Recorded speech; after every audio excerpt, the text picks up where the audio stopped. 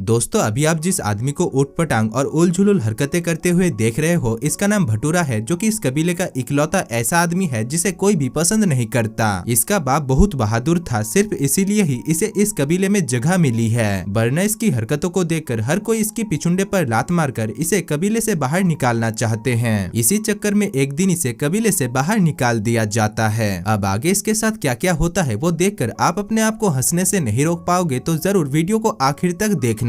कहानी की शुरुआत में हम दो जंगली लोगों को एक सुअर का शिकार करते हुए देखते हैं। तभी पीछे से उड़कर एक भाला उनमें से एक आदमी के पीठ में आकर लगता है। पीछे से जंगली सुअर की तरह दिखने वाले और एक जंगली आदमी जिसका नाम भटूरा था, वो उलुलुलु करते हुए भाग कर आता है और उसकी खुशी को देखकर हमें पता चलता है कि जैसे कि उसने कोई फतेह हासिल कर लिया हो। उन दोनों के पास आकर वो कहता है, देखा तुमने, मैंने सुअर को मार दिया, लेकिन कोई फिक्र करने की जरूरत नहीं है, वो हम सभी का शिकार था, हम सभी मिल बांट कर खाएंगे उसे। तभी वो बड़ा शिकारी जिसका नाम मार्लेक था, वो कहता है, साले तूने सुअर को नहीं बल्कि मेरे साथी को मार दिया, दिखाई नहीं देता तुझे? जिसमें भटूरा कहता है, अरे ये भाला तो हम लोग जब वहाँ से निकले थे तभी उसके पीछे लटका हुआ था। जो सुनने के बाद मार्लेक और कबीले के सभी लोग उसे उठाकर फेंक देते हैं। आगे हम चिंताक तक चिता चिता कबीले को देखते हैं, जहाँ पर दो ही तरीके के लोग रहते थे, एक जो लोग शिकार करने के लिए जाते थे और दूसरा जो लोग फल तोड़ने का काम करते थे। वहाँ पर ओहो नाम का एक लड़का भी था जो कि अभी अभी मर्द बना था। मार्लेक उसके पास आकर उसकी फल की टोकरी को फेंक देता है, क्योंकि फल तोड़ने का काम लड़कियों का था। थोड़ी देर में भटूरा जब उसके पास आता है तभी वो भटूरा को बताता है, क्या समझता है मार्लेक अपने आप को, फल तोड़ने का काम भी बहुत मुश्किल होता है, हमें उन फलों को चुनना पड़ता है जिसके ऊपर भालू ने टट्टी ना किया हो। यहाँ पर भटूरा उसके सामने बड़ी बड़ी फेंकता है, जो कि ओहो को थोड़ा भी भरोसा नहीं होता, क्योंकि भटूरा एक नंबर का फेंकू इंसान था। खैर वहीं पर वो माया नाम की एक लड़की को देखता है और माया को अपनी माया जाल में फंसाने के लिए उसके पास जाकर उससे बात करता है। वो कहता है, केम छो माया, मैं तुम्हें अपनी सपनों की रानी बनाना चाहता हूँ, तुम्हें अपना बनाना चाहता हूँ। जिसमें माया कहती है, देखो भटूरे, तुम काफी अच्छे लड़के हो, तुम्हारे अंदर सारी खूबियां है, लेकिन मैं तुम्हें मेरी काया पलट करने नहीं दूंगी। तुम मुझे हंसाते हो, मेरी जिंदगी में तुमने तड़का लगा दिया है, लेकिन सिर्फ इतने से ही काम नहीं बनेगा। मैं पुराने ख्यालात की हूँ, मुझे ऐसा मर्द चाहिए जो अच्छा शिकार और रोज मेरी ले सके, यानी मेरी रक्षा कर सके, जैसे कि मार्लेक की तरह। जो सुनने के बाद भटूरा उससे कहता है, देखो तुम अगर मेरे साथ रहोगी तो तुम खाती पीती घर की लगोगी, और क्या तुम्हें मेरे हुस्न को देखकर दिल नहीं लगता? देखो मेरी कमर की लचक, जो कहकर वो उसे अपने कमरे की यानी कमर की लचीलापन दिखाता है। यहाँ पर माया उसे अपनी काकी बाल दिखाकर कहती है कि आज मुझे मेरी बाल धोना है, जो कहकर वो वहाँ से निकल लेती है। आगे मार्लेक माया के पास आकर उसे एक सुअर का सड़ा हुआ कटा सर देता है, जिसको उसने अगले ही दिन शिकार किया था। दूसरी तरफ भटूरा ओहो के साथ बैठकर ये सब कुछ देखकर मन ही मन जल रहा था। ओहो भी एमा नाम की एक लड़की से प्यार करता था, लेकिन एमा उसे भाव नहीं देती थी। ओहो भटूरा से कहता है, इस गांव में सिर्फ 60 लोग हैं, उनमें से 59 लोगों को वो जानती है, सिर्फ मुझे छोड़कर। मतलब समझ रहे हो किस हद तक वो अनदेखा करती है मुझे। जो सुनकर भटूरा उससे कहता है, देख तुझे अगर उसे रिझाना है तो आज जश्न में उसके साथ नाच और झोपड़ी में घसीट कर उसे लेकर जा। जिसमें ओहो कहता है, लेकिन वो खुशी खुशी नहीं आई तो? भटूरा कहता है, तो फिर उसे तू अपनी टपली दे देना, औरतों को टपलियां बहुत पसंद है। इसी बीच वो दोनों एमा को देखता है, जो कि दो भाला पकड़कर अपने हाथों को ऊपर नीचे कर रही थी। ओहो कहता है, लगता है उसे भाला चाहिए। जिसमें भटूरा कहता है, भाला नहीं, उसे तेरा लाला चाहिए। ओहो कहता है, लेकिन वो तो दो भाला रगड़ रही है। जिसमें भटूरा कहता है, तो फिर उसे दो दो लाला चाहिए। खैर आगे भटूरा ओहो को लेकर जंगल की गहराइयों में एक सुनहरे सेब के पेड़ के पास जाता है। हमें पता चलता है कि चिंताक तक चिता चिता कबीले के लोगों को एक अंधविश्वास ने घेर लिया है, और उन्हें लगता है कि ये सुनहरे सेब ज्ञान का फल है। पर वो लोग इस सुनहरे सेब को खाकर ज्ञानी बनना नहीं चाहते, और इस फल को खाना वहाँ पर बैन है। ओहो जब ये बात भटूरे को याद दिला देता है, तभी भटूरा कहता है, जरूर कोई गोलमाल है, हमारे कबीले के मुखिया हमसे कुछ छिपा रहे हैं, क्यों हमें इस सुनहरे सेब को खाने से रोका जा रहा है? साथ ही साथ वो ये भी कहता है कि इस फल को खाकर मैं इस गांव का सबसे चतुर इंसान बन जाऊंगा, और फिर मैं माया की काया पलट कर दूंगा। ओहो कहता है, ओ अच्छा, तो फिर तुम माया के साथ सोने के लिए ये सब कुछ कर रहे हो? भटूरा कहता है, नहीं, मैं बता रहा हूँ तुम्हें, मेरी किस्मत महान अक्षरों में लिखी गई है, और आज इस फल को खाने के बाद मैं बुद्धिमान बन जाऊंगा। जो कहकर वो उस फल को खा लेता है। खाते खाते वो ओहो को बताता है कि इसका स्वाद काफी ज्ञान भरा लग रहा है, ऐसा लग रहा है जैसे कि मैं ज्ञानी बन गई हूँ, चलो मुझसे कुछ सवाल पूछो, चलो चलो चलो शुरू हो जाओ। ओहो पूछता है, बताओ तो फिर रात में सूरज कहाँ पर जाता है? जिसमें भटूरा काफी सोचता है, और जब उसके खोपड़ी में कुछ भी नहीं आता तभी वो कहता है, कोई दूसरा सवाल पूछो। दूसरे सवाल में ओहो पूछता है, बताओ नेहा कक्कड़ ने किसके साथ शादी की है? भटूरा यहाँ पर भी इस सवाल का और भी ढेर सारे सवालों का जवाब जवाब उस सुनहरे सेब को खाने के बाद भी नहीं दे पाता।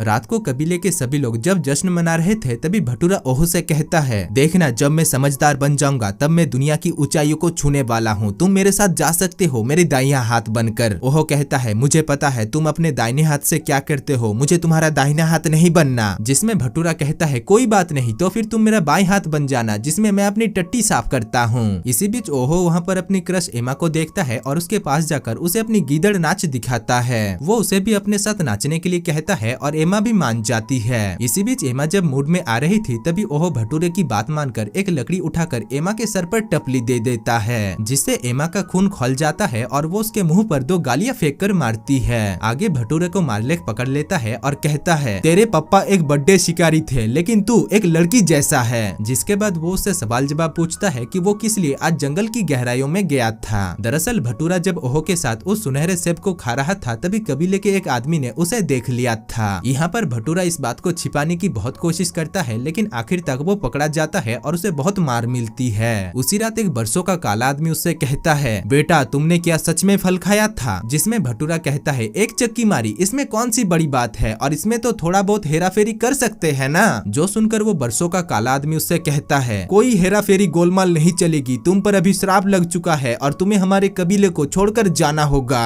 अब ये बात सुनते ही भटूरे उससे काफी विनती करता है और यहाँ तक कि इस कबीले में रहने के लिए उसकी टट्टी साफ करने के लिए भी तैयार हो जाता है। जिसमें वो बरसों का काला आदमी कहता है, मैं तुम्हें मदद का हाथ नहीं दे सकता हूँ, अगर तीसरा हाथ होता तो दे देता लेकिन मेरे पास सिर्फ तीसरी टांग है। खैर अब वो वक्त आ चुका था उसके पिछवाड़े पर लात मारकर उसे उस कबीले से बाहर फेंकने की। जाते वक्त भी वो अपने पैतरे को आजमाना बंद नहीं करता और ओहो को भी उसके साथ चलने के लिए कहता है ताकि वो दोनों मिलकर एक नई दुनिया की शुरुआत कर सके जहाँ पर उन्हीं की तरह कमजोर निठल्ले और कामचोर लोग रहेंगे। लेकिन यहाँ पर कोई भी उसके साथ जाने के लिए तैयार नहीं होता। इसी बीच जब वो सभी लोगों को अलविदा कह रहा था तभी गलती से वो एक झोपड़ी में आग लगा देता है जिससे कबीले के सभी लोग मुंह हाथ धोकर उसके पीछे पड़ जाते हैं। वो भागकर जंगल के अंदर जाकर पत्तों के नीचे छिप जाता है लेकिन तब तक वहाँ पर मार्लेक आकर उसे पकड़ लेता है। इसी बीच पीछे से ओहो आकर मार्लेक के सर पर मारकर उसे बेहोश कर देता है और भटूरे को उससे बचा लेता है। यहाँ पर भटूरे उससे कहता है, देखा मेरी मोटिवेशन की वजह से तुम्हें आना ही पड़ा मेरे पीछे पीछे। जिसमें ओहो कहता है, मैं तुम्हारी मोटिवेशन की वजह से नहीं बल्कि इसलिए आया हूँ क्योंकि तुमने मेरी झोपड़ी जला दिया। दरअसल भटूरे ने गलती से जिस झोपड़ी में आग लगा दिया था वो झोपड़ी ओहो का था। खैर वो दोनों आगे बढ़ते हैं और चलते चलते अगली सुबह तक वो दोनों एक जगह पर पहुँचते हैं जहाँ पर उन्हें गर्मा गर्म इंसान की छीछी मिलती है। भटूरे उस गर्मा गर्म छीछी को छूता है और समझ जाता है कि ये ताजा ताजा है यानी आसपास में इंसान का कबीला है। वो उस टट्टी को मुंह में लेकर उसका स्वाद भी चखता है कि उस छीछी करने वाले आदमी ने अगले ही दिन क्या खाया था। खैर टट्टी खाने के बाद भी उसे काफी भूख लग रहा था इसलिए वो एक सुनहरे भैंस का शिकार करने के लिए जाता है। यहाँ पर वो उस भैंस के ऊपर झपट पड़ता है लेकिन उल्टा वो भैंस उसे मुंह के बल गिरा देता है। तभी वहाँ पर 2 दिमाग से पैदल भाई केन और एबेल आ पहुँचता है जो कि उन भैंसों का मालिक था। यहाँ पर वो दोनों भटूरे के मुंह पर 2 गालियां मारने ही वाले थे कि तभी उन दोनों के बीच तू तू मैं शुरू हो जाता है। वो दोनों एक दूसरे को चाटू चाटू कहकर पुकार रहे थे जिस वजह से उन दोनों के बीच बात हाथापाई तक आ पहुँचती है और बड़े भाई केन छोटे भाई को पत्थर से पटक पटक कर जान से मार डालता है। अब हत्या करने के बाद वो ओहो और भटूरे से कहता है कि ये बस एक इंसिडेंट था और मैंने कुछ नहीं किया और तुमने कुछ भी नहीं देखा। यहाँ पर भटूरे और ओहो की फटकर 464 हुई पड़ी थी क्योंकि उसने अपने सगे भाई को ही मार डाला तो उन दोनों से मिले हुए उसे तो बस 10 मिनट ही हुए थे। खैर आगे वो उन दोनों को जोर जबरदस्ती भैंस गाड़ी में बैठाकर अपने कबीले में लेकर जाता है। रात को डिनर करने के दौरान केन के पिता केन से पूछते हैं कि उसका छोटा भाई एबेल कहाँ पर है, जिसमें केन उन्हें बताता है कि उसे उसके भाई के बारे में कुछ भी पता नहीं है, जो सुनकर उसके पिता बहुत परेशान हो जाते हैं। खाना खाने के बाद केन के पिता भटूरे और ओहो से कहते हैं, बच्चे तुम दोनों आज हमारे कबीले में रह सकते हो, मेरी बेटी के साथ सो सकते हो। अब क्योंकि उनकी एक ही बेटी थी इसलिए ओहो के नसीब में उनका नामर्द बेटा ही नसीब होता है। इधर भटूरे जब सोने के लिए उनकी बेटी के पास जाता है तभी वो कहती है बिस्तर काफी छोटा है लेकिन हम दोनों एडजस्ट कर लेंगे। साथ ही साथ वो ये भी कहती है कि यहाँ का एक रिवाज है कि अतिथियों को पूरा मजा मिलनी चाहिए, जो सुनकर भटूरे कहता है ये रिवाज तो हर जगह पर होनी चाहिए। खैर अगली सुबह कबीले के सभी लोग एबेल को ढूंढने के लिए निकल जाते हैं और काफी देर तक ढूंढने के बाद उन्हें घास फूस के नीचे एबेल का मरा हुआ शरीर मिल जाता है, जो देखकर केन के पिता समझ जाते हैं कि ये सब कुछ केन और उन दोनों का ही किया धरा है, इसलिए वो उन दोनों को पकड़ने का आदेश देते हैं। दूसरी तरफ वो दोनों बैलगाड़ी में बैठकर कबीले से फरार होने के लिए निकल चुके थे, लेकिन वो लोग जिस रफ्तार में जा रहे थे उससे तेज तो पैदल ही लोग निकल रहे थे। खैर चलते चलते वो लोग एक शहर के किसान मंडी पर पहुंचते हैं, जहां पर सब्जी की जगह पर इंसानों को बेचा जा रहा था। यहाँ पर भटूरा माया और एमा के साथ साथ उनके कबीले के सभी लोगों को देखता है, जिनको शहर के लोग पकड़कर उस किसान मंडी में बेच रहे थे। इसीलिए वो दोनों माया और एमा के पास जाकर उनसे बात करते हैं। यहाँ पर माया उन दोनों को बताती है कि जब भटूरा उनके कबीले में आग लगाकर भाग गया था, तभी शहर के लोग आकर उनके कबीले के ऊपर हमला कर दिया और उन्हें इस किसान मंडी पर लेकर आया। इसी बीच एक इंसानों का दलाल वहाँ पर आकर कहता है, जी हुजूर, क्या आप इन ताजे ताजे गुलामों को खरीदेंगे? भटूरा कहता है, हाँ हाँ, हम इसे खरीदेंगे, ये अच्छी लग रही है। तभी ओहो कहता है, और ये भी जो उसकी दोस्त है, ये बहुत कड़क माल है, यही तो चाहिए थी। इसी बीच जब वो लोग वहाँ पर मोल भाव यानी बार्गेनिंग कर रहे थे, तभी वहाँ पर केन आकर इंसानों के दलाल को अपने साथ लेकर जाता है। आगे हम देखते हैं कि केन ने उस किसान मंडी में भटूरा और ओहो को भी उस इंसानों के दलाल को बेच दिया है। खैर आगे उन सभी को पिंजरे में डालकर जब कहीं पर लेकर जाया जा रहा था, तभी कुछ सिपाही उनके ऊपर हमला कर देते हैं और उन सभी गुलामों को पकड़ लेते हैं। लेकिन भटूरा और ओहो किसी तरीके से वहाँ से भाग जाते हैं। हमें पता चलता है कि ये लोग सोडम देश के सिपाही है और अब ये लोग इन गुलामों को अपने देश सोडम लेकर जाएंगे और इन सभी लोगों को मजदूरी करवाएंगे। दूसरी तरफ भटूरा और ओहो भी एक ढलान के पीछे छुपकर उनकी बातें सुन रहा था। इसी बीच वो दोनों कड़कती धूप में रेगिस्तान में ही सो जाते हैं और जब उनकी आंख खुलती है, तभी वो दोनों देखते हैं कि तब तक वो लोग वहाँ से जा चुके थे। इसीलिए वो दोनों भी मुंह उठाकर सोडम देश के लिए निकल जाते हैं। उसी रात वो दोनों चलते चलते सोडम पहुँच जाते हैं और वहाँ के सिपाही उन्हें आतंकवादी समझकर पकड़ लेते हैं। अब सेनापति उनके पिछुंडे पर खुरदुरा डंडा घुसाने के लिए जा ही रहे थे कि तभी वहाँ पर केन आ पहुँचता है, जो कि अभी वहाँ की सेना में ज्वाइन हो चुका है। वो सभी को बताता है कि भटूरा और ओहो उसका दोस्त है, जिससे सेनापति उन दोनों को छोड़ देते हैं। आगे केन उन दोनों को एक समारोह में लेकर जाता है, जहाँ पर एक लड़की भटूरे को देखकर उसे गंदे गंदे इशारे करती है और भटूरे भी उसे गंदे गंदे इशारे दिखाने में कोई भी कसर नहीं छोड़ता। खैर इसके बाद हम महल में महाराज और सभी लोगों को चिंतित देखते हैं, क्योंकि 6 पेटी पैक यानी वर्जिन लड़कियों को बलि देने के बाद भी उनके देश में बारिश की एक बूंद भी नहीं गिरा था। यहाँ पर बाबा किन्नर अपनी एड़ी चोटी का जोर लगा देते हैं उनके देश में पानी को गिराने के लिए, लेकिन उनसे जब ये नहीं हो पाता, तभी वो महाराज से कहते हैं कि उन्हें और भी वर्जिन लड़कियों को बलि देना होगा। दूसरी तरफ भटूरा और ओहो वहाँ के सेना में शामिल हो जाते हैं और जब वो लोग बाजार में चौकीदारी कर रहे थे, तभी वहाँ से होकर राजकुमारी गुजरती है, जिसको देखकर सभी लोग सड़क पर लेट जाते हैं। लेकिन भटूरा तो महारानी के ऊपर डोरे डालने में व्यस्त था, इसीलिए वो नहीं लेट पाता। हम देखते हैं राजकुमारी उस जगह पर जाती है जहाँ पर वर्जिन लड़कियों को बलि देने का कार्यक्रम चल रहा था। वहाँ पर राज परिवार के सभी लोग आए हुए थे। इसी बीच महाराज की बातों से हमें पता चलता है कि राजकुमारी महाराज की सौतेली बेटी है और महाराज उसे थोड़ा भी पसंद नहीं करते। वहाँ पर भटूरा भी मुंह उठाकर पहुँच जाता है और वो राजकुमारी को हाय हेलो कहने लगता है। अब एक खूबसूरत लड़की को तैयार करके आग में फेंक दिया जाता है, जो कि मैं आपको नहीं दिखा सकता, अगर दिखा दूं तो शायद यूट्यूब बुरा मान जाए। खैर आगे एक लड़की मुंह में गमछा बांधकर भटूरे के पास आकर कहती है कि राजकुमारी ने उसे अकेले में बुलाया है। यहाँ पर भटूरे ओहो को भी अपने साथ लेकर जाता है और राजमहल के अंदर घुसते ही ओहो को एक टकले किन्नर के हाथों सौंप दिया जाता है। ओहो उससे पूछता है, आप क्या करते हैं सर? जिसमें वो टकला किन्नर कहता है, मैं तो 9 साल की उम्र से इस राजमहल का किन्नर हूँ। ओहो उससे पूछता है, लेकिन आप किन्नर बने कैसे? जिसमें टकला किन्नर कहता है, महाराज ने मेरे टट्टे काट दिए, लेकिन मैंने उसे संभाल कर रखा है, मैं अपने वाले को जेब में लेकर चलता हूँ। दूसरी तरफ वो मुंह में गमछा पहना हुआ लड़की अपने मुंह से गमछे को हटाती है और हम देखते हैं कि वो और कोई नहीं बल्कि माया है। भटूरा उससे कहता है, माया तुम कैसी हो? मैं तुम्हें छुड़ाने के लिए ही यहाँ पर आया हूँ। जिसमें माया उससे कहती है कि उसे और उनके कबीले के बाकी सारे लोगों को यहाँ पर गुलाम बना दिया गया है। भटूरा माया से वादा करता है कि वो उसे और कबीले के सभी लोगों को बचा लेगा, जिसके बाद भटूरा मुंह उठाकर राजकुमारी के पास जाता है। दूसरी तरफ ओहो को वहाँ पर सुनहरे रंग में रंगाकर वहाँ पर स्टैचू बनने का काम करना पड़ रहा था। इसी बीच उसे बाबा किन्नर अपने पास बुलाता है और उसे उसके छाती पर तेल मसाज करने के लिए कहता है, जिसमें बाल ही बाल भरे हुए थे। ओहो भी क्योंकि एक गुलाम बन चुका था, इसीलिए उसे ना चाहकर भी बाबा किन्नर की सेवा करना पड़ता है। थोड़ी देर बाद बाबा किन्नर ओहो को लेकर एक अंडरग्राउंड तहखाने में जाता है और कहता है कि इस तहखाने के अंदर भगवान विराजमान है। साथ ही साथ वो उसे उस अंडरग्राउंड तहखाने में जाने के लिए कहकर भगवान से ये पूछने के लिए कहता है कि बारिश कब आएगी। साथ ही साथ वो उसे उस अंडरग्राउंड तहखाने के अंदर जाकर भगवान से वेदर रिपोर्ट यानी उनके देश में बारिश कब होगी इसके बारे में पूछने के लिए कहता है। इसी बीच जाते वक्त वो ये कहता है कि वो अंडरग्राउंड एक श्रापित जगह है और उसके अंदर जो भी जाता है वो जिंदा वापस नहीं आ पाता।